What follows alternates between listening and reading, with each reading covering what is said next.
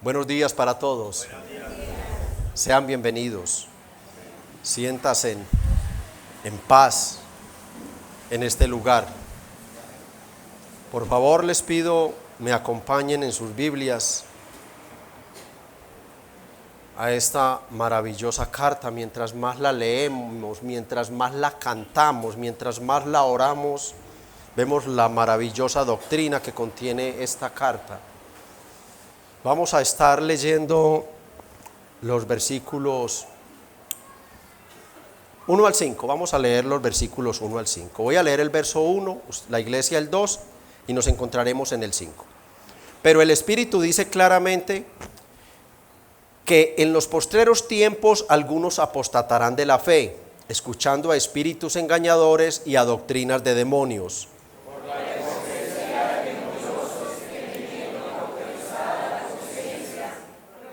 Prohibirán casarse y mandarán abstenerse de alimentos que Dios creó para que con acción de gracias participasen de ellos los creyentes y los que han conocido la verdad.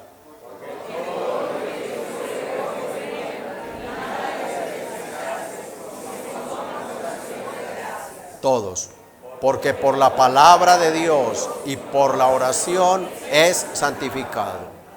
Una breve oración. Espíritu Santo,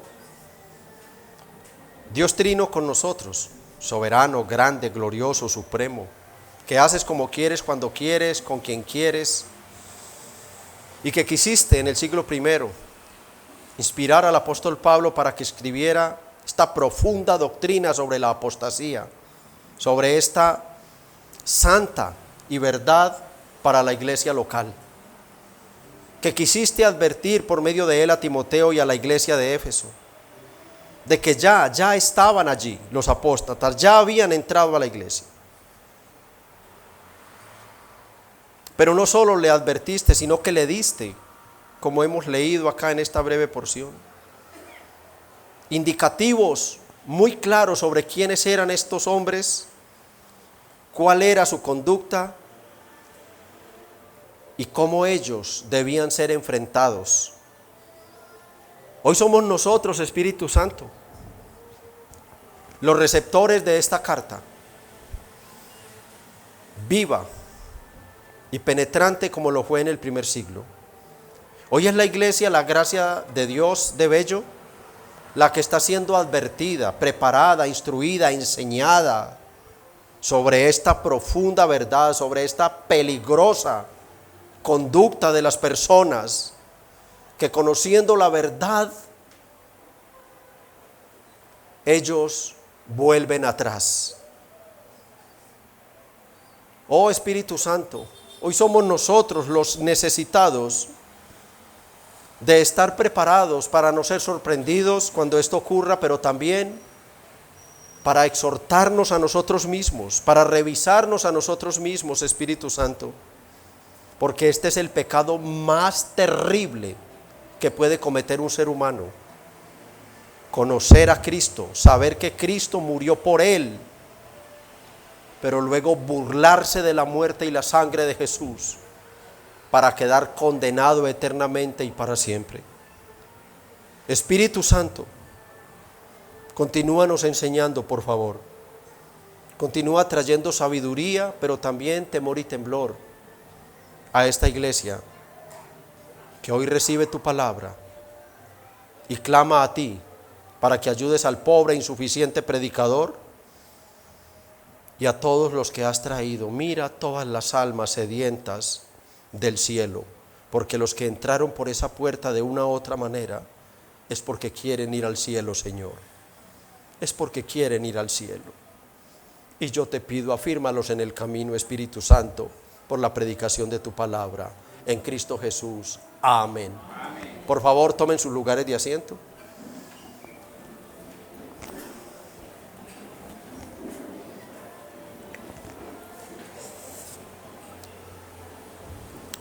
Continuamos con nuestro estudio expositivo de esta primera carta de Pablo a Timoteo, una carta escrita aproximadamente entre el año 62 y 64 después de Cristo por el apóstol desde la región de Macedonia en el continente de Asia Menor.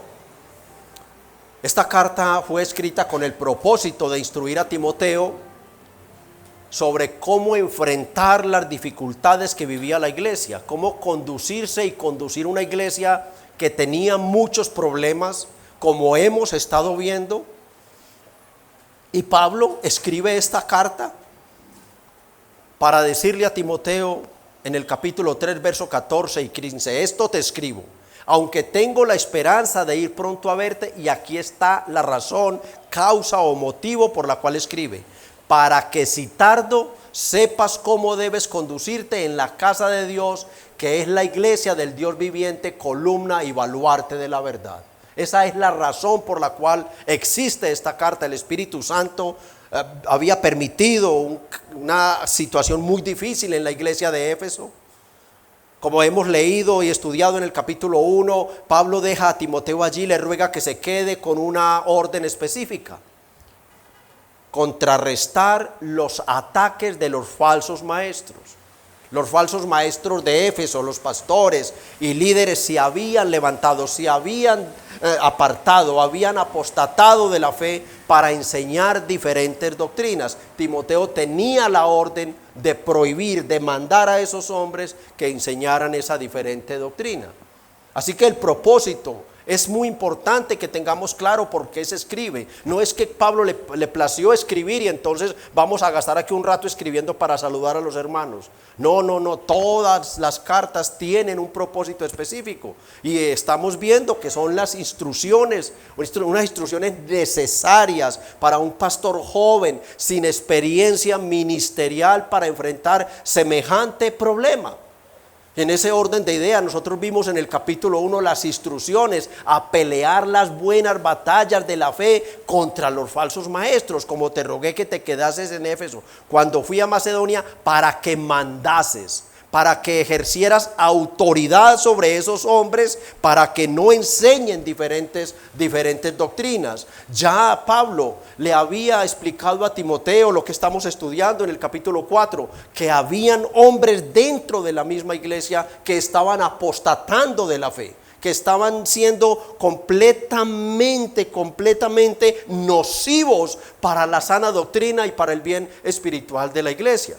En el capítulo 2 que vimos las instrucciones sobre el orden en el culto público. Esos hombres habían contaminado el culto, habían distorsionado el culto. Dios no estaba siendo glorificado en el culto de adoración. Y Pablo dice: exhorto ante todo a que se hagan rogativas, oraciones, peticiones, acciones de gracias por todos los hombres.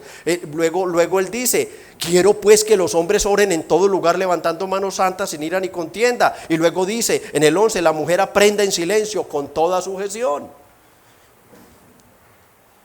Allí encontramos las instrucciones en el 2 para purificar el culto de oración. En el 3 que vimos las instrucciones para elegir nuevos líderes en la iglesia. Allí vimos las instrucciones para elegir nuevos pastores, nuevos diáconos, y luego vimos unos versículos, 3 versículos que usa como puente para conectar el tema que estamos viendo. Y en esos versículos Pablo explicó lo que ya vimos, la razón por la que escribe la carta, y luego explicó el misterio de la piedad, que es el evangelio de Cristo, un evangelio conocido por todos, abrazado por todos en esa iglesia. Todos lo conocían, ellos conocían el evangelio, sabían que Dios había sido manifestado en carne, justificado en el Espíritu, visto de los ángeles, predicado a los gentiles, creído en el mundo, recibido arriba en gloria. Ellos sabían esto. Entonces Pablo conecta ahora el capítulo 4 diciendo: pero el Espíritu dice claramente que en los postreros tiempos algunos apostatarán de la fe, haciendo que, escuchando a espíritus engañadores y doctrinas de demonios. Ahora nos encontramos en este capítulo 4. Y hemos visto sobre la apostasía 5 cosas que deben quedar claras en nuestra mente. Esta es una doctrina fundamental de la fe cristiana. La apostasía es una realidad en la iglesia del Señor. Y por eso el Espíritu Santo ha querido guiarnos a que vamos despacio, como quien está estudiando una materia para presentar un gran examen. Ahora nosotros estamos empapados. ¿Qué es la apostasía? Y por eso en primer lugar vimos la certeza de la apostasía. el tiempo de la apostasía, la posición del creyente ante la apostasía, los elementos de la apostasía, y el domingo pasado, en quinto lugar, vimos el proceso de la apostasía. ¿Qué dice Pablo? Que la apostasía empieza escuchando a espíritus engañadores y doctrinas de demonios. Hoy vamos a continuar con esta miniserie sobre esta advertencia de la apostasía, concluyendo el verso 1 y viendo el verso 2, cuyo tema es la advertencia del Espíritu Santo sobre la realidad de la apostasía, su origen y sus instrumentos. Su origen y sus instrumentos. El título, como es una miniserie, es el mismo: la apostasía, una advertencia celestial. Y vamos a estar viendo en sexto lugar el origen de la apostasía. Vamos a concluir allí el verso 1 en su parte B, y vamos a ver en el verso 2 el carácter de los ministros de la apostasía. ¿Qué perfil describe Pablo de estos hombres? Veamos pues los versos 1 y 2. Pero el Espíritu dice claramente que en los postreros tiempos algunos apostatarán de la fe, escuchando a espíritus engañadores y doctrinas de demonios, por la hipocresía de mentirosos que, teniendo cauterizada la conciencia. Mis amados hermanos, es bien importante para nosotros que entendamos lo que dice el Espíritu Santo sobre el peligro de la apostasía. La apostasía tiene un gran peligro para la iglesia, no solo para las personas del común que no tienen a Cristo, sino para la misma iglesia, porque su origen es diabólico, su origen es satánico.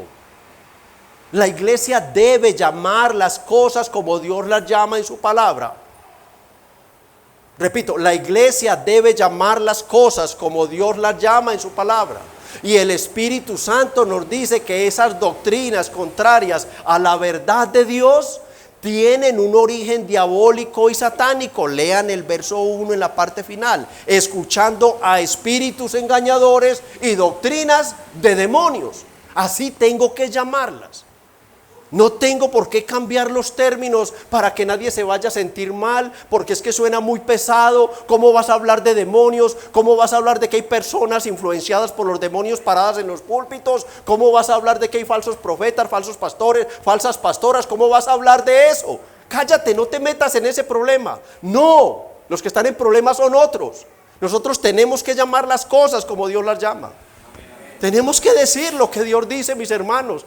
Y si la Biblia los delata públicamente, nosotros tenemos que delatarlos públicamente. Y Él dice que toda doctrina que se aparta, toda enseñanza que se sale del marco de la Biblia, del marco de la palabra de Dios, es un invento ¿de quién? Del demonio. Del demonio. Recordemos lo que expliqué en el sermón anterior, el domingo pasado, que cuando dice doctrinas de demonios, que aquí es donde está digamos la trampa para caer ahí, entonces uno desviarse. Cuando dice doctrinas de demonios, no está diciendo que los mensajes o enseñanzas de los falsos profetas fueran acerca de los demonios, y así lo predican algunos. No, no es así. No, ellos no estaban enseñando acerca de los demonios. Harta doctrina hay, sí, claro que sí.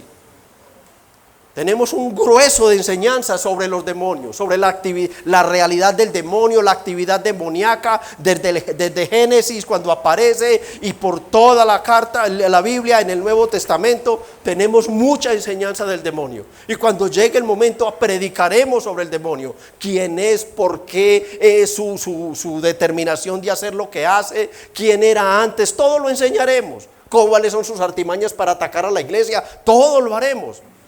Pero acá el apóstol no está refiriéndose a que estos hombres enseñaran sobre el demonio. No, lo cual no sería malo sino bíblico. La Biblia habla, vuelvo y repito, sobre el demonio, y debemos predicar de él, enseñar de él para prevenir a la iglesia. Esos falsos ministros no estaban enseñando a la iglesia, por ejemplo, un solo ejemplo, como Pedro en su primera carta, capítulo 5:8. ¿Qué dice primera de Pedro 5:8? Allí Pedro está explicando sobre cómo, sed sobrios, mire cómo debo cuidarme del demonio. Sed sobrios, manténganse sobrios, atentos, vigilantes, hermanos, y velad como un guardián que le entregan su turno. Son 4 horas, pero no puedes si quieres espabilar, porque de ti depende la seguridad del batallón, de todo el contingente que está durmiendo. No puedes si quieres espabilar. Eso es lo que Pedro le está diciendo. ¿Por qué? Porque vuestro adversario, el diablo, como león rugiente, anda alrededor buscando a quien devorar. No, estos hombres no estaban haciendo esto. Ellos no estaban previniendo la iglesia de cómo debían ellos vivir su vida para poder evitar ser atacados por el enemigo de las almas. No, esos falsos maestros no estaban enseñando fielmente la palabra de Dios guiados por el Espíritu Santo, sino influenciados. ¿Por qué? Por espíritus de engaño. Espíritus de engaño, dice la palabra, escuchando a espíritus engañadores. Espíritus, muchos. Espíritu Santo solo hay uno. Pero espíritus engañadores, la tercera parte de los ángeles que cayó con Satanás en pecado, son huestes de millones, millones y millones de espíritus malos, engañadores, que están acá en las regiones celestes y en el corazón y en la mente de toda persona que no está sellada con el Espíritu Santo. Esos hombres estaban hablando bajo la influencia de esos espíritus, espíritus demoníacos que inspiraban enseñanzas contrarias a la verdad de Dios. La Biblia las llama doctrinas de demonios. Las falsas doctrinas, hermanos, y esto guárdenlo en su corazón, no son mensajes divinos, por bonitas, por atractivas que parezcan, por mucho que seduzcan tu oído. Oh, cómo habla ese hombre. Oh, cómo habla, es que las cosas que dice, oh, yo estoy tan contento, yo soy tan feliz durante todo el culto, es que me dijo que era precioso, que era valioso, que yo era capaz, que no era sino meterle ganas, que soy un vencedor, que soy un triunfador, que tengo derecho a tener lo mejor, que me va a ir muy bien en esta semana. Eso suena muy bueno. Escape cuando vaya a un lugar y desde el púlpito empiecen a decirle esas cosas. Y aférrese a la silla y diga: gracias, Dios mío, cuando te digan: en el mundo tendréis aflicciones. Es necesario que por medio de muchas aflicciones entremos al reino de los cielos. Teniendo un techo, un abrigo, un sustento, estemos contentos. Y ahí añadí antes algo más. Porque nada trajimos a este mundo y nada hemos de llevarnos de él. Nuestra riqueza está allá. Cuando te digan: tú estás para ser rico, tú eres hijo del rey, tú eres príncipe, sal huyendo. Porque ya sabes de quién es esa doctrina. Ya sabes de quién es. Ya sabes quién te la está dando. No son mensajes divinos. Su origen no es divino. Su origen es diabólico y satánico.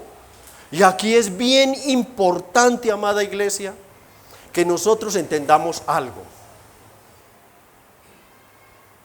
Porque podemos predicar y predicar de que el diablo es el inventor, es la fuente, es el origen de estas falsas doctrinas que hoy abundan en las iglesias contemporáneas,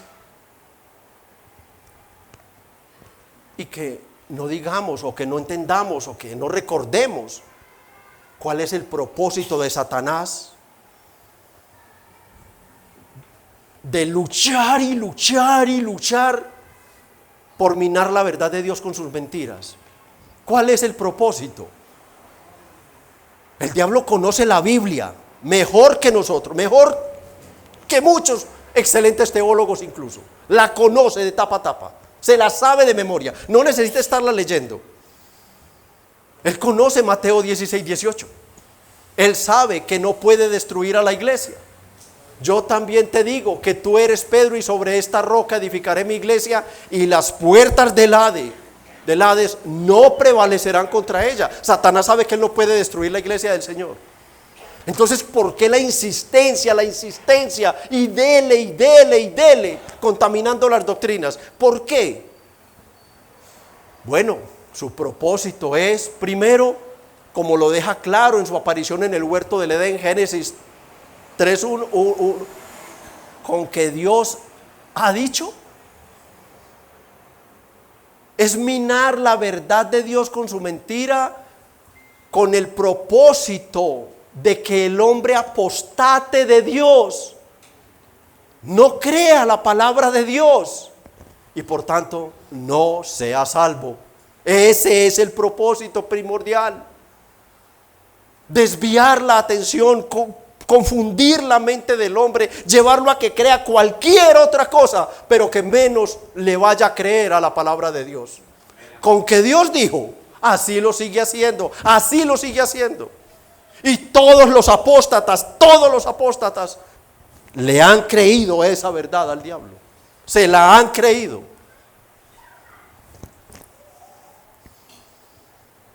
Ay, es que Dios conoce mi corazón. Dios sabe que yo lo que hago lo hago de buena intención. Sí, Él conoce tu corazón y el mío también. Y sabes lo que nos ha dicho de Él, que es perverso y engañoso. No, es que no es como mi corazón perverso y engañoso lo diga, es como ya Dios lo dijo. No es con que Dios ha dicho esto, entonces yo lo amoldo, lo acomodo a mi voluntad, a mi gusto, a mi necesidad, a mi parecer, y hago es lo que a mí me parece. Un apóstata es ese. Un apóstata es ese. Ese es el propósito. Pero hay un segundo propósito. Al introducir sus falsas doctrinas a las iglesias, es contaminar la adoración pública a Dios. Es contaminar la adoración pública a Dios. Contaminada la doctrina, contaminada la predicación, se contamina la oración, se contamina absolutamente todo. Y entonces la gloria de Dios en la adoración queda completamente distorsionada. El diablo está determinado a impedir que Dios sea adorado en espíritu y en verdad por su pueblo. Está determinado a impedir que Dios reciba la gloria debida a su nombre. Solamente piensen en lo atrevido, lo osado que fue, cuando en el desierto Él se le presenta al Señor. ¿Y qué es lo que le pide a cambio de entregarle los reinos? Todo esto te daré si postrado me adorares. El diablo delira, él se enfurece, él aquí nos está viendo y él sabe, él está escuchando y él está furioso de ver cómo la iglesia adora a Dios en espíritu y en verdad. Él es el amo de los celos, de la envidia. Él es un imitador terrible y él quiere que así haga el hombre con él, que lo adoren como la iglesia adora a Dios. Y Dios soberanamente lo ha permitido de una manera impresionante. Uno se queda asombrado, uno tiene que descansar en lo que no entiende. Pero cómo Dios permite que Satanás le dé a tantos hombres, a tantas iglesias o denominaciones, todo lo que ellos quieren. Poder, fama, dinero, ¿con tal de qué? Con tal de que lo adoren. Con tal de que la gloria sea para el hombre. Cuando el hombre es vanamente exaltado, es Satanás el que está siendo exaltado y no Dios. Así logra él distorsionar la adoración a Dios. Por eso en el capítulo 2 Pablo dio instrucciones a Timoteo sobre cómo debía purificar el culto de adoración. En el capítulo 1 purifica la doctrina, ya lo vimos hace meses. En el capítulo 2 purifica el culto de adoración. En ese entonces, en el culto no habían celebraciones de cumpleaños. No, allá no. En medio del culto, hoy es el cumpleaños de Julanita, pase acá y en medio del culto. No, en esos tiempos no. Milagros y liberaciones en el culto de ese tiempo, no. Hoy no respetan, no hay ninguna clase de temor. El importante es el hombre Y entonces vengan en mitad del culto a hacer una sección de supuestas liberaciones, de sanidades, de milagros en el culto, en pleno culto de adoración. ¿Quién está ahí? ¿Quién está detrás de todo eso? ¿Quién? Amada iglesia, sin temor, tenemos que decirlo. Detrás de eso están los espíritus de engaño. Son doctrinas de demonios. Están robándole la gloria a Dios en el culto de adoración. Eso es lo que Satanás quiere y lo está logrando. Danzas, pactos, siembras en medio del culto de adoración. ¿Cuál culto de adoración? Sí, un culto de adoración, pero ¿a quién? Al mismo demonio y al egocentrismo del hombre. ¿Dónde está? ¿Dónde está el respeto, el temor, la dignidad de un Dios soberano y 3 veces santo? Cuando se hace todo eso, ¿quién lo ha logrado? ¿Quién ha introducido todo eso en las iglesias de hoy? ¿Quién lo ha introducido? Pablo dice, el mismo Satanás por medio de sus espíritus de engaño. Pablo dice allá en el capítulo 2, quiero pues que los hombres oren en todo lugar levantando manos santas sin ira ni contienda. Se había contaminado el culto. Las preciosas hermanas de Éfeso en ese movimiento feminista se habían levantado pidiendo participación en el culto y estaban orando. Pablo dice, se acabó, no más, no más. Desde Génesis Dios nos enseña que hay un orden en la creación, en la naturaleza, en la familia, en la iglesia. El hombre dirige y las damas, ¿qué dice Pablo en el 11? La mujer aprende en silencio con toda sujeción. ¿Por qué? Porque donde no se hace esto, Dios no está siendo adorado en espíritu y en verdad, sino que allí hay doctrinas de demonios, allá hay espíritus engañadores poseyendo estas personas. Pablo nos recuerda en 2 Corintios 2:11, ¿qué nos dice? Para que Satanás no gane ventaja alguna sobre nosotros. Entonces, ¿por qué vino la advertencia del Espíritu Santo? Para que no ignoremos sus maquinaciones. O sea, nosotros estamos aprendiendo de esta verdad. Ya no vamos a ignorar las maquinaciones del diablo. Ya usted, hermano o hermana, un día, Dios no lo quiera, pero ocurren cosas. Usted se irá de aquí. Tenga mucho cuidado para dónde se va a ir. Tenga mucho cuidado. Porque desde que usted entre por la puerta y vea una preciosa dama en el púlpito, ya usted sabe quién está operando detrás de todo esto. Porque si la palabra inerrante de Dios me dice, la mujer aprenda en silencio y con toda sujeción. Pero es que Dios, ¿con que Dios dijo eso? No, eso es que Pablo era un machista. Y entonces, mi esposa tiene que ser la pastora de la iglesia. Doctrinas de demonios, amados, demonios, amados. Ya estamos, como dice ahí Pablo a los Corintios. Ya no ignoramos sus maquinaciones. La certeza de la apostasía, el tiempo de la apostasía, la posición del creyente frente a la apostasía, los medios para la apostasía.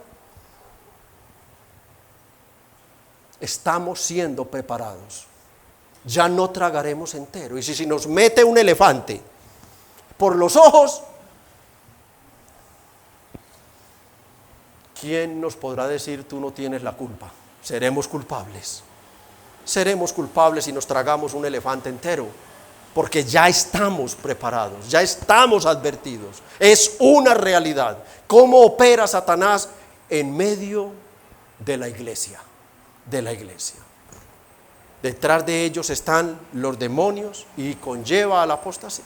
Entonces, habiendo visto el origen y propósito de la apostasía, veamos ahora en 7º lugar el carácter de los ministros de la apostasía. Verso 2. Por la hipocresía de la apostasía, por la hipocresía de mentirosos que teniendo cauterizada la conciencia. Este es el perfil que el Espíritu Santo nos da de estos hombres. Aquí nos está hablando del carácter.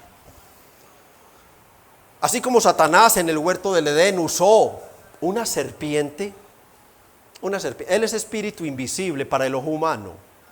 Y pues escuchar una voz de alguien que me habla pues no tendría como tanta fuerza, o nadie lo escucharía porque saldría huyendo, ¿cierto? Él es astuto, él es inteligente. Y en el huerto del Edén usó una serpiente para hablar con Eva y inducir la caída de la raza humana. Y de ahí en adelante, ¿quiénes son los agentes que usa para diseminar su mentira? Seres humanos, de carne y hueso como nosotros. Ellos son los usados para transmitir sus herejías. Ahora, es bien interesante que nosotros entendamos algo. El Espíritu Santo le escribe a una iglesia del Señor Jesucristo, amén. Amén. Esta es una iglesia del Señor Jesucristo, Éfeso, ¿cierto? Entonces, había una pregunta: ¿cómo llegan esos hombres a convertirse en ministros de Satanás en una iglesia verdadera del Señor Jesucristo? Porque con mucho respeto por las almas, vaya y venga, que sabemos dónde están, vaya y venga. Pero ¿cómo? ¿Qué es lo que hace? ¿Cómo hace? ¿Cómo llegan esos hombres a ser instrumentos de Satanás en una iglesia que cada día ora, que lucha, que suplica, que ruega, que implora a Dios mismo que no lo deje mover de la autoridad bíblica, que lo mantenga centrado en la Escritura? Bueno, voy a explicar brevemente el proceso. Esos hombres, después de un tiempo de estar en la iglesia, le piden al pastor ser bautizados. El pastor no encuentra impedimento y los bautiza. Luego hacen el discipulado de la confesión de fe, si es que ya no la están haciendo. Luego son recibidos como miembros. Estudia teología y se empiezan a manifestar en él o en ellos el don de la enseñanza. El pastor sabe cómo ha sido su estudio, el pastor sabe las notas que ha sacado, y un día el pastor le da la oportunidad de predicar, de enseñar. Y la iglesia dice: wow, qué regalo de Dios, qué bendición de Dios. Lo aprueba como predicador y maestro. Y hasta ese momento todo es normal. Es un hermanazo sirviendo a la iglesia del Señor. Sirve tanto que algunos se le acercan al pastor y le dicen: pastor, ¿usted ha pensado en él como diácono? Véalo, pastor. ¿Ha pensado en él? El pastor le dice: estoy orando, dame un tiempito. Y el pastor lo propone como diácono, y la iglesia, ¿qué hace? Lo aprueba como diácono. Y ahí va ganando más confianza, va ganando más respeto el hombre. Un día se le acercan al pastor y le dicen: pastor, cada que me enfermo ese hombre me llama. Me di cuenta que fulano estuvo en la clínica y allá fue a visitarlo. Pastor, ese hombre tiene corazón pastoral. Ese hombre se duele con la iglesia. Ese hombre ama a la iglesia, pastor. Pastor, ¿no será que ese va a ser el segundo pastor de Bello? ¿Qué hace el pastor ante eso?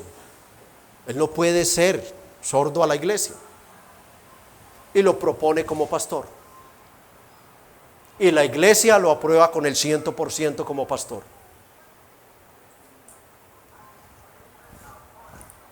Y por un tiempo, una gran bendición. Predica fielmente. Su corazón pastoral es probado y comprobado de que ese era. Pero han escuchado el bendito pero en un momento determinado, silenciosamente, íntimamente, toma la decisión de abandonar la sana doctrina que había abrazado, que vivía y que predicaba. Y comienza a distorsionar sus mensajes, cada vez más y más alejados de la verdad de Dios. Ese hermano, con todo ese proceso de la iglesia, se ha convertido en un apóstata.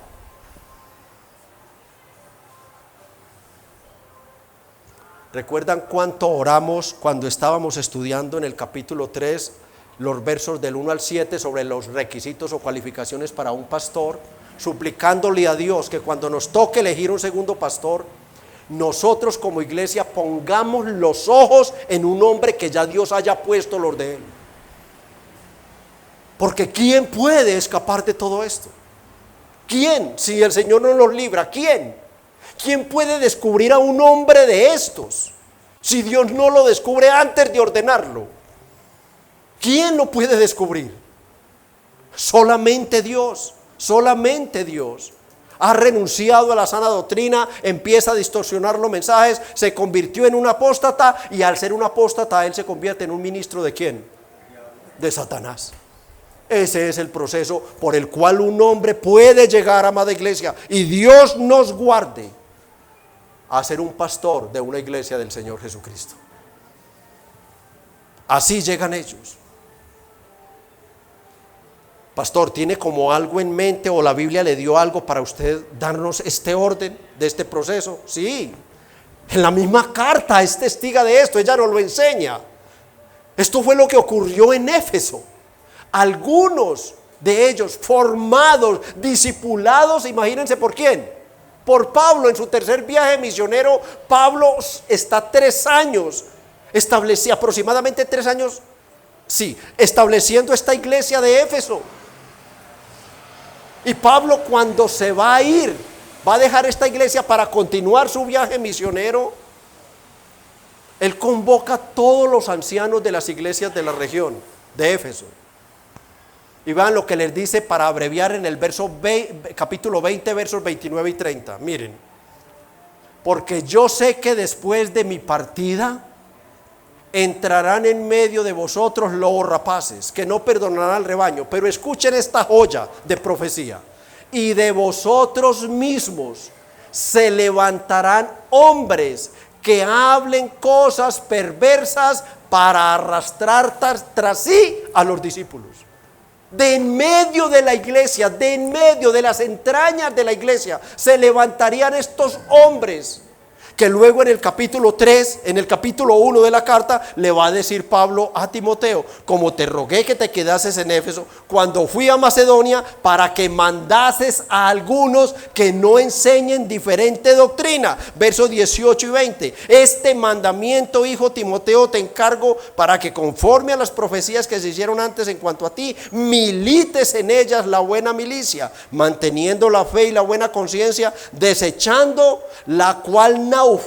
La palabra naufragaron es la misma de apostataron. Naufragaron en cuanto a la fe algunos, de los cuales son Himeneo y Alejandro, a quienes entregué a Satanás para que aprendan a no blasfemar.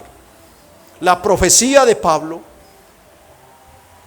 unos 3 años más o menos antes, cuando se despide de Éfeso, tenía un fiel cumplimiento. Esos hombres habían apostatado, preparados por Pablo, probados por Pablo, enseñaron bien, predicaron bien, pero de un momento a otro, buscando el orgullo, buscando el reconocimiento. Pablo dice que ellos lo que querían era, queriendo ser doctores de la ley, capítulo 1:7, sin entender ni lo que hablan ni lo que afirman, solo querían reconocimientos públicos y cayeron en el lazo del diablo.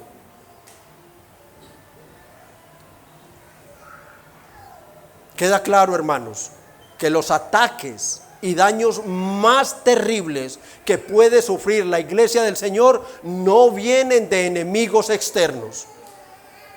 Repito esto, queda muy claro por la misma Biblia que los ataques y daños más fuertes que sufre la iglesia del Señor no vienen de enemigos externos, sino de los enemigos internos. Diáconos, líderes e incluso pastores que en cualquier momento resultan con una novedad doctrinal. Y si la iglesia no está firme y el liderazgo no está firme, empezarán a ponerlo como doctrinas de Dios. Y ahí se irá colando el mosquito hasta que entra completamente a contaminar la doctrina que el Señor nos ha dado. Es de adentro, mis hermanos, líderes, maestros, que al apostatar se convierten en instrumentos usados por el diablo para dividir las iglesias, para cautivar a los débiles y llevarlos a la apostasía. Son los propios líderes y maestros de la iglesia. ¿Qué nos dice Pablo del carácter de esos hombres? Vean el verso 2 de nuevo. Por la hipocresía de mentirosos que teniendo cauterizada la conciencia. Oh, ya se dan cuenta que su carácter es ser hipócritas. O sea, son mentirosos. Y al hacer hipócritas, hace muy difícil que yo lo pueda descubrir o que usted lo pueda descubrir. Él aparenta una cosa, pero ¿quién ve el corazón sino Dios? Nosotros no. Él aparenta una cosa. Viven de una manera delante de los hermanos quizás, pero véanlo en el mundo, véanlo en la calle, escuche sus conversaciones por fuera para hablar de lo exterior. Pero en la iglesia se comporta como que el más consagrado y santificado de todos. Pero no es así, porque él es un hipócrita.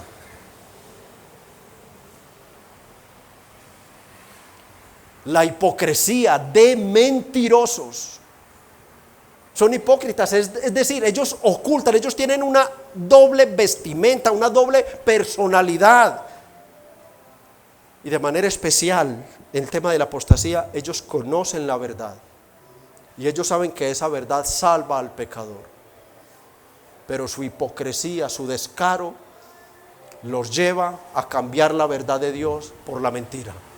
Saben la verdad, pero hablan mentira con su lengua. Ellos ocultan sus verdaderas acciones, la intención de sus acciones. Pero además dice el verso 2b que esos ministros de la apostasía tienen cauterizada la conciencia. Tienen cauterizada la conciencia. Voy a ver si soy capaz de decirlo acá en la palabra, en la palabra original, en el griego. Es cautericiao, cautericiao. Y significa, escuchen bien, quemar o presionar algo con un hierro candente hasta cauterizarlo o adherirlo completamente a otra superficie.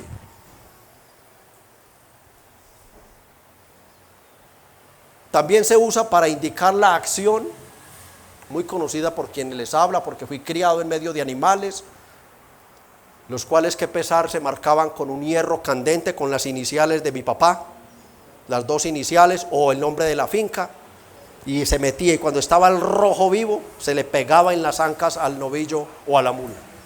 Ese animal bramaba impresionante. Pero también esas marcas sirven para cauterizar madera. Usted le quiere escribir algo a madera que quede bien, péguele un hierro candente con la inicial y ahí le queda bien bonita la marca. Animales, pero escuchen bien, en los tiempos antiguos, en los tiempos de la esclavitud, también usaban este medio para marcar a los esclavos. Para marcar a los esclavos. Era un hierro candente. Y esto para indicar que la conciencia del hombre puede ser cauterizada por el pecado. El pecado es como ese hierro candente. El pecado es como ese hierro candente que se va pegando, se va quedando hasta quedar completamente adherido a la conciencia y hace que la conciencia quede completamente insensible al pecado. Al pecado. Hermanos que viven en la borrachera y ellos dicen: está bien, yo soy hijo de Dios, yo soy creyente. No, mi amigo, usted es hijo de Satanás. Y si no se arrepiente de su borrachera, se va a ir al infierno. La Biblia, no usted ni yo. La Biblia dice que los borrachos irán al infierno. Lo mismo que los fornicarios, adúlteros, hechiceros, mentirosos, homosexuales, lesbianas, ladrones, secuestradores, asesinos, idólatras, mentirosos. Si no se arrepienten, irán al infierno. Eso es lo que dice el Señor. Y eso es lo que yo le tengo que decir, buscando que usted se arrepienta y escape del infierno. Una conciencia cauterizada es la peor enemiga del alma, enemiga de la santidad, enemiga de la pureza, enemiga de la verdad, de la humildad, de la mansedumbre y de todas las virtudes de Jesús. Una conciencia cauterizada es la peor enemiga del creyente. Es la peor enemiga del reino de los cielos. porque te lleva a un estado de conformismo tal que tú, pensando que vas para el cielo, te lleva completamente hacia el infierno. Te lleva completamente hacia el infierno. Vivo 4, 5, 6 meses en el mundo, en la borrachera, en la inmoralidad sexual, en todo lo demás, y voy un domingo a la iglesia y acallo mi conciencia, porque ella grita, ella grita, ella grita, porque fue dada para eso. ¿Qué es la conciencia, hermanos? Es la capacidad moral interna que Dios nos ha dado a todos los seres humanos para ayudarnos a distinguir entre el bien y el mal.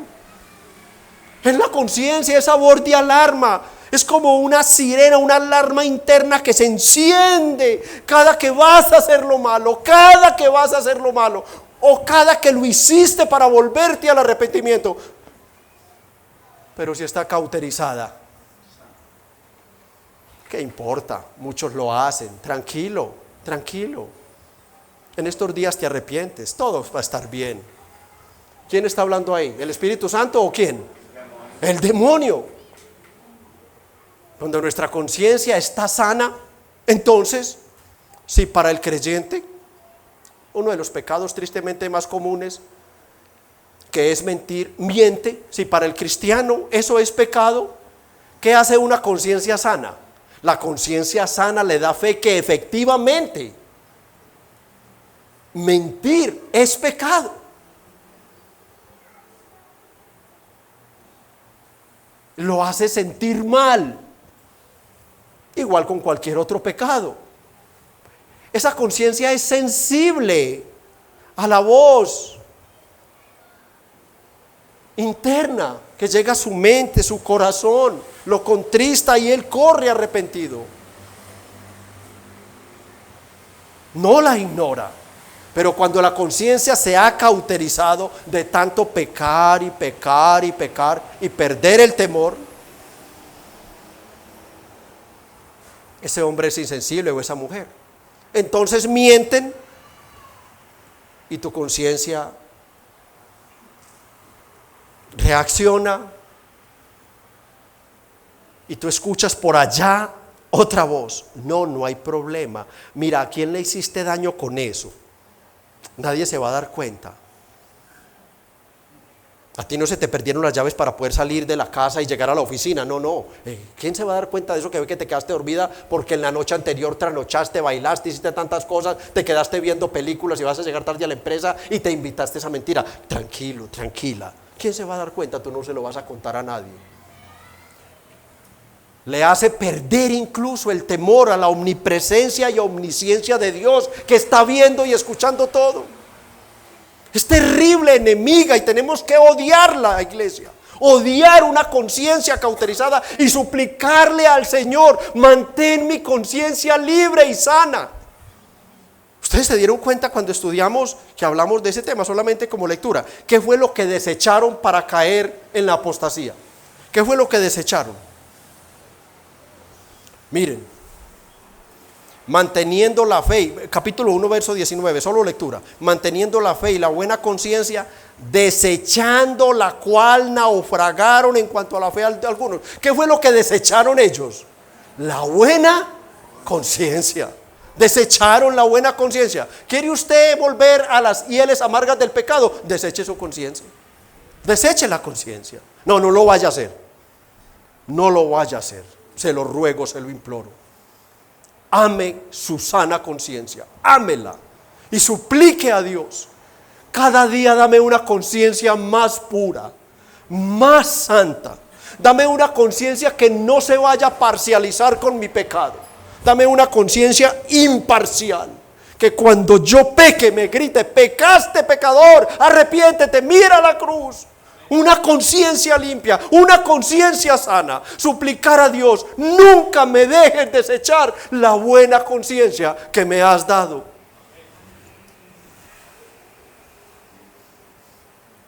Su conciencia ya es una enemiga, habiéndosela dado Dios como un bien maravilloso. Ignoran esa alarma moral interna, ya no funciona para ellos. Ellos ignoran esa alarma y la resisten, y al hacerlo ellos quedan completamente, hermanos, dominados por los espíritus de engaño, los espíritus de Satanás. Ya no tienen más de otra, sino que seguir mintiendo, seguir en el pecado. Ya no tienen más de otra. Ya no tienen más de otra. La Biblia dice que si pecamos voluntariamente, ya no queda más sacrificio por el pecado, sino una horrenda expectación y hervor de fuego que ha de consumir a los adversarios. Y me da mucha tristeza.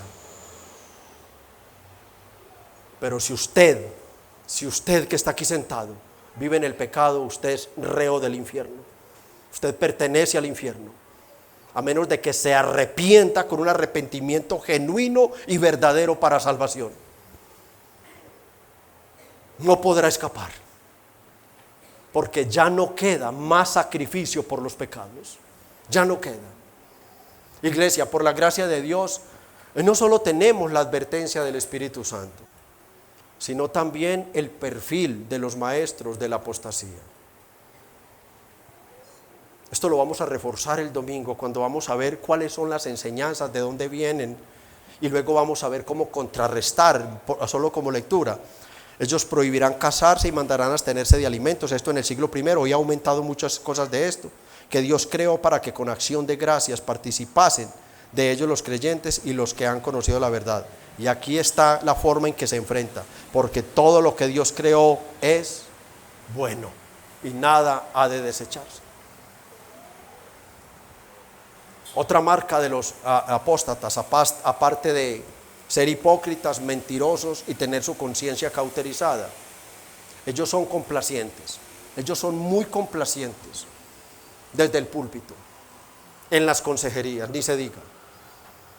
Ellos predican y aconsejan para complacer a su audiencia, no para librar sus almas del infierno.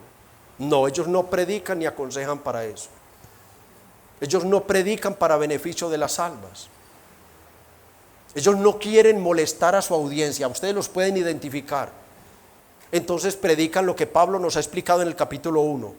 Predican fábulas y vanas palabrerías. Otra marca, los falsos ministros se olvidan de los asuntos trascendentes para el alma, como la reprensión del pecado y exhortar a la santidad.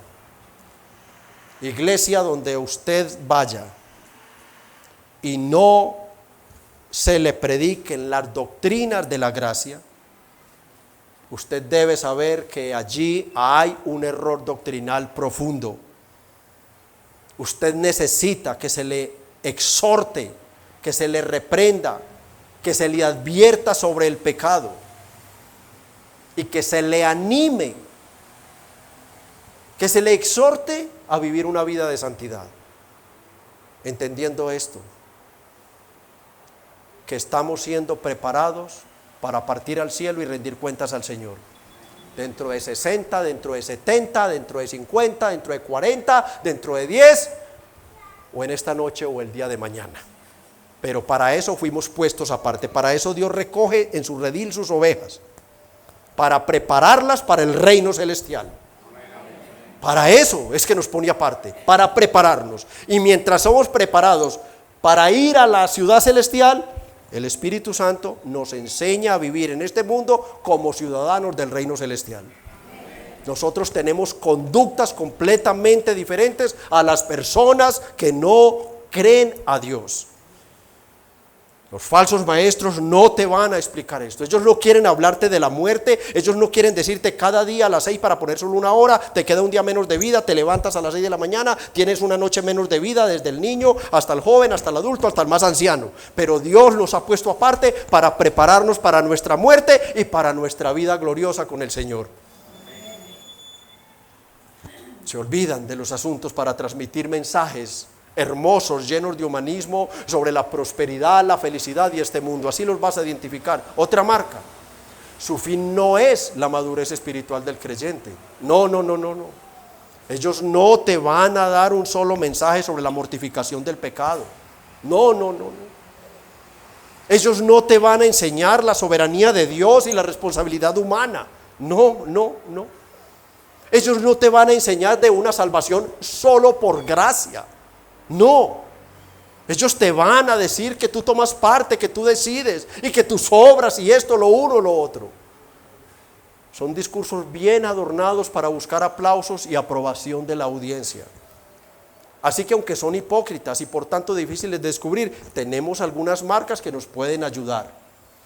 En especial el Señor Jesucristo, hablando de los apóstatas como los lobos disfrazados de ovejas que entran a devorar el rebaño, Él nos ayuda al decirnos: por sus frutos los conoceréis. O sea, todo hombre que no predique, ya lo dije, las doctrinas de la gracia, todo hombre que no predique solamente en el marco de la sola escritura, nos pondrá sobre alerta. Nos pondrá sobre alerta. El Señor dijo en Juan 10, 4 y 5 que sus ovejas conocen su voz y lo siguen. Mas al extraño no seguirán, sino huirán de él, porque no conocen la voz de los extraños. Los extraños predican cosas extrañas a la Biblia. Entonces sabemos cómo distinguirlos. ¿Dónde está eso? ¿Dónde está? Por eso sea la ocasión, sea este el momento, mis amados hermanos, de motivarles a ser el instituto más importante de esta iglesia. El instituto bíblico más importante de esta iglesia es el discipulado de la confesión de fe. Háganlo, hermanos, háganlo, por favor, háganlo. Es gratuito, hermanos, es gratuito. Esto es un tesoro. Quien les habla, ustedes no saben cómo fue ayudado cuando conoció este mini tratado de la Biblia, 32 doctrinas fundamentales de la Biblia. Hágalo con todo el amor, con toda la paciencia. Estudie, hermanos, la confesión de fe. Hágalo. ¿Para qué? Para que usted tenga luz, claridad, entendimiento doctrinal, teológico. Ya usted no lo van a engañar los apóstatas, no lo van a engañar. A usted le llegan con esto, inmediatamente se le prende la alarma, el Espíritu Santo inmediatamente lo pone en orden y usted podrá hacer una defensa contundente de la fe. Aprendemos que dentro de la iglesia hay dos clases de apóstatas. Hay apóstatas pasivos, que Pablo se refiere a ellos en el capítulo 1, versículo 3, versículo 4. Esos son los que prestan atención a fábulas, y en el capítulo 4, esos son los oidores, escuchando. Esos están ahí sentaditos, son completamente pasivos. Ese es un grupo de apóstatas. Pero hay un segundo grupo, que son ¿cuáles? Los maestros, los ministros de la apostasía. Para que hayan apóstatas escuchando, tiene que haber quien les hable de la apostasía, quien les lleve a caer en la apostasía. Mucho más peligroso, porque son los ministros, falsos profetas, maestros o pastores de la iglesia. También aprendemos que la obra de preservación divina, que aunque la obra de preservación divina ha prometido guardarnos, Filipenses 1:6, Judas 23:24, Romanos 8:38 y 39, entre muchos, que aunque Dios lo ha prometido, no hay nada ni nadie que nos pueda separar del amor de Dios en Cristo Jesús. No hay nadie.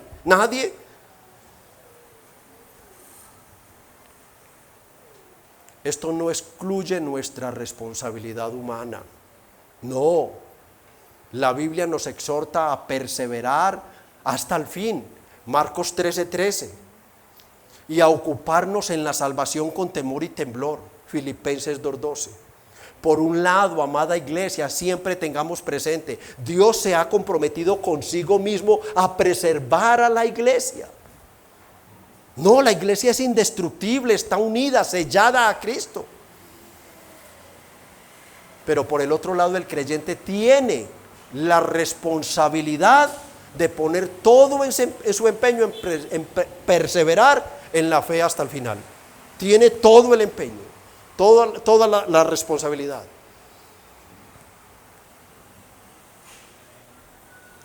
Oremos al Señor para que libre esta iglesia y a nuestros maestros, ya predicadores y pastores, de caer en la apostasía. Ya vimos el proceso, ¿verdad? El Espíritu Santo nos dice a todos en su palabra en 1 Corintios 10:12, así que el que piensa estar firme, mire que no caiga. O sea, esta advertencia sobre la apostasía es una bendición para nuestra santificación. ¿Por qué? Porque debemos examinarnos, revisarnos a nosotros mismos. Que nosotros realmente estemos unidos al Señor, anhelando vivir para el Señor, deseando vivir. Damos gloria a Dios por la advertencia. Él nos dice que en las iglesias, ¿qué es lo que dice el Espíritu Santo en el capítulo 1? Que en las iglesias del Señor Jesucristo, solo algunos apostatarán de la fe. ¿Cuántos dicen gloria a Dios? Miren, pero el Espíritu dice claramente que en los postreros tiempos algunos apostatarán de la fe.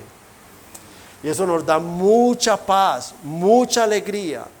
No por la condenación de esos algunos, no, sino porque a pesar de nuestras luchas y derrotas, por la gracia de Dios, quienes hemos recibido la fe para perseverar, o la fe perseverante que llaman, la mayoría de la iglesia son verdaderos creyentes. Oh, gloria al Señor, hermanos. ¿Y qué pasa con esa mayoría de los creyentes? Como ya vimos en Judas 23 y 24, que jamás apostatarán de su Señor, porque ellos cada día aman más a Jesucristo. Ellos cada día lo aman más. Y ellos hoy sufren y sufren es porque no pueden vivir de una manera perfecta para su Salvador. No, si usted vive así no tenga temor, hermano, usted jamás apostatará, jamás. Pero usted debe ser consciente de que es usted su propio testigo de esto. Vive usted para la gloria de Dios. Anhela usted quisiera ya ser transformado a la imagen de Jesús ya. Recuerden que transformados a la imagen de Jesús no es que nos vamos a parecer físicamente a Jesús. No. Es que todo en nuestro diario vivir manifestará las virtudes de Jesús. Amén. Entonces manifestará santidad, pureza, bondad, humildad, mansedumbre, paz, paciencia y todo lo que Jesús fue. Todo lo que Jesús fue.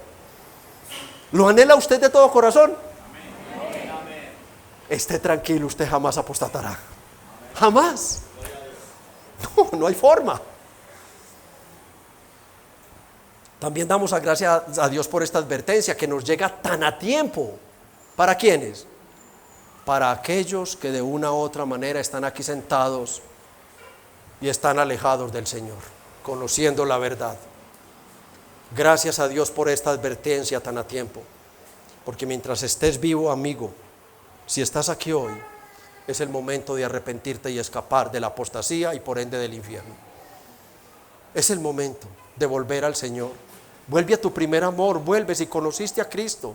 Vuelve a tu primer amor, si eres un verdadero creyente, ese amor no se ha ido. Es tu conformismo, es tu orgullo, es tu rebeldía, es tu ¿por qué me salió esto así? ¿Por qué así? ¿Por qué me casé con esta o por qué me casé con este? Es tu orgullo, es tu amor por ti mismo el que te ha llevado a que te infries con tu Salvador. No, hermano, las cosas no suceden como nosotros queremos. Estaríamos muertos ya. Si todo ocurriera como nosotros queremos, estaríamos muertos y en el infierno, amados. Las cosas ocurren como Dios quiere que ocurran para sus hijos. Él no se equivoca. Y lo que nos ha pasado en la vida, la esposa que tengo, el esposo que tengo, los hijos que tengo, la situación económica que tengo, está en las manos de mi buen Creador y Salvador, hermano. Él no se equivoca, amado. Es eso lo que te ha llevado a enfriarte y a caer en el peligroso riel de la apostasía. Vuelve a tu Señor y Salvador, que Él ha prometido que si tú vienes a Él arrepentido, Él murió precisamente por ti y Él no te echará fuera. Vuelve a Él. Y si al examinarte ves en ti mismo o notas que tu conducta pone en duda tu salvación, de igual manera vuelve al Señor. Vuelve al Señor arrepentido, confiesa tus pecados ocultos, confiésalos. Te marchitarás como David dijo: oh, se volvió mi verdor en sequedales de verano, mis huesos se secaron. Vuelve al Señor, no te quedes con tus pecados. Hay perdón y salvación en Cristo para todo aquel que venga a Él arrepentido. Quiera Dios mover tu corazón y volver a Jesús. Quiera Dios mover tu corazón y volver a Jesús. Amigo que viniste por primera vez a una iglesia cristiana, Dios quiere salvarte. te quiere salvar tanto que mira lo que hizo. Cada que veas una cruz, inmediatamente, no hagas esto, no hagas eso, no hagas eso. No aumentes pecado e ira de Dios sobre ti. Tú eres un pobre y ser depravado por el pecado y la maldad. Pero cuando veas una cruz, alaba a Dios y recuerda que Dios a través de Jesucristo estaba perdonando el pecado de los hombres para que todo aquel que lo mire a Él y crea en Él sea perdonado y sea salvado eternamente.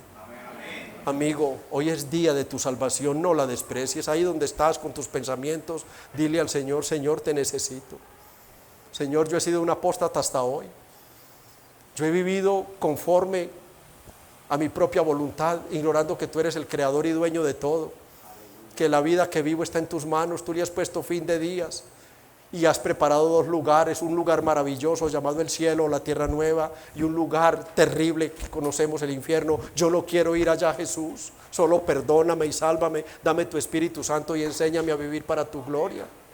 No tienes que pararte ni venir aquí, es algo entre Dios y tú. Amigo, hoy puede ser el día de tu salvación, no la desprecies. Amado Padre, ¿qué decirte, Señor? ¿Qué decirte? Que eres maravillosamente bueno, piadoso, misericordioso, compasivo. Eres paciente hasta, yo no sé, Señor, ¿quién puede medir tu paciencia? ¿Cómo fuiste paciente con nosotros y sigues siendo paciente con toda esta humanidad? Pero hoy queremos alabarte, bendecirte, glorificarte, honrar tu santo nombre por tu bondad, por tu misericordia y de manera muy especial por tu gracia en Cristo para con nosotros. Señor, hoy por donde miramos tu palabra, tu Espíritu Santo nos confirma, nos asegura que somos tus hijos, que nuestras almas están guardadas para la eternidad en Jesucristo, que nos has perdonado y salvado, no por nuestros méritos o obras, sino por tu gracia en Jesucristo. Hoy queremos alabarte y bendecirte, Señor, por estas enseñanzas sobre este terrible pecado que nos has venido enseñando, la apostasía siendo una realidad. Este también se convierte en un momento en un instrumento, en un medio de gracia, de consuelo y esperanza, de gratitud para la iglesia. La iglesia sabe, Señor, que por tu gracia tú mismo te has comprometido a preservarnos hasta el final, que tú, en vez de menguar nuestra fe, nos la aumentarás día tras día, para que amemos más a Jesús, para que conozcamos más a Jesús y por medio de Él te amemos y te conozcamos a ti y te sirvamos de todo corazón. Gracias infinitas por tu palabra, Señor. Gracias por esta advertencia tan a tiempo para la iglesia y para todos los amigos. Gracias, oh Señor, por instruirnos en tu palabra. Tu palabra es la verdad.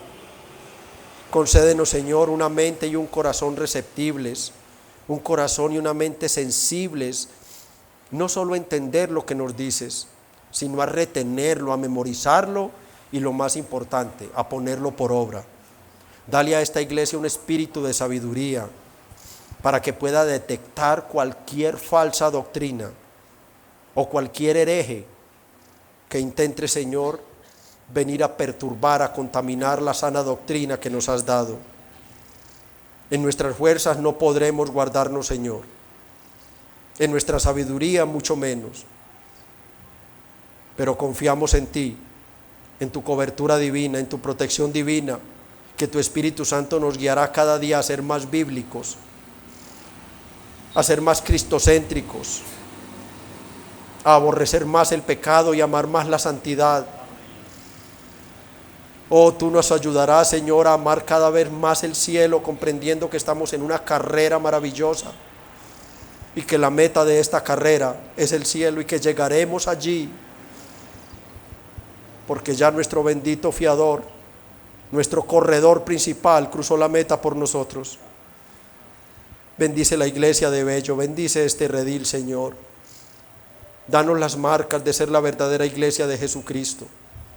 Aliméntanos, nútrenos de las virtudes de tu Hijo, Señor. Tu palabra nos enseña que el propósito después de salvarnos es principalmente conformarnos a la imagen de tu Hijo. Haz que esta iglesia ame las virtudes de Jesús. Haz que esta iglesia anhele, suplique, ruegue y ponga todo su empeño en ser cada vez más como Jesús el hombre. Oh Señor, únenos en este sentir, por favor. Únenos en este sentir. Haz que florezca el amor, el perdón, la reconciliación, el amor entre los hermanos. Bendice esta iglesia, Señor. Haz en ella, Señor, ¿por qué no una obra aún más grande que la que hiciste en Éfeso en el primer siglo? Conforma este remanente, Señor, a la imagen de Cristo. Pero también te pedimos, Padre, por los amigos y amigas que nos están visitando. Señor, tú nos has enseñado que el medio de poder para salvar a los pecadores es la predicación de la palabra, es el Evangelio. Ellos lo han escuchado, Padre. Ahora te pido humildemente por ellos, que los que entraron en condenación salgan en salvación entregados a Jesús. Padre bueno, líbralos de la apostasía. La apostasía significa conocer la verdad para luego burlarme de ella. Esos irán al peor lugar del infierno y no queremos eso para nuestros amigos. Salva, Señor. Hoy sea día de salvación para todos quienes están en este salón. Te lo pedimos, Padre, y te lo agradecemos en el nombre de Cristo. Amén.